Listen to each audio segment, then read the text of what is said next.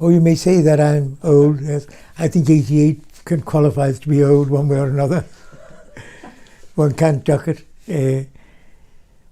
Well, I don't feel my age. That's one blessing. You know, I know that I'm going slower than I ever did, and that there are pains and aches now which I didn't have before. But that's it. You talked about death earlier, and that examiner or that exam where you were asked about the theology of death. So how do you view death, and are you more or less at peace with that as time goes on? Well, I did the theology of death when death was way, way beyond me, you know, way Yes. down the road. Yes. A really theoretical issue. And so I don't think it ever became a reality then. And even yet, even though I was there with the person dying in Cherryfield recently, it doesn't worry me. I don't brood on it. Mm-hmm. And if I was told I was to die tomorrow morning, I hope I'd be able to say, right, that's it. Get me a priest. Yes.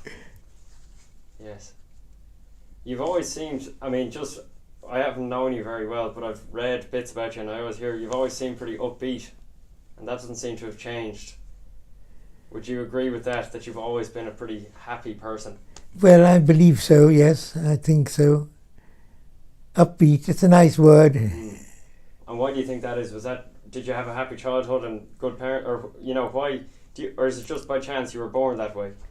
Well, I think I was born that way, and I think I had a very happy home life. And I think that contributed a great deal to it. In a sense, I was an only child because my siblings were all, they'd all left school by the time I began secondary school. And they spoilt me, they would tell you. Right. My sisters, two big sisters, I would say they bullied me. Right. But you got a lot of attention. Oh, yes. Going back a question, actually, if you don't mind. You speak about death. Are you looking forward to the next life? Can you tell us, what are your thoughts? Who would you like to meet in heaven? What obviously I has not seen, nor has he. I've got a few questions for John, the Evangelist, I've picked these up, not my own questions, I picked these up from Raymond Brown. Why were there so many fishes? And his answer to that is, what's the symbolism of that? He said he'll be told, he expects there's no symbolism, that was the number of fishes and that's the end of it. So I thought that was...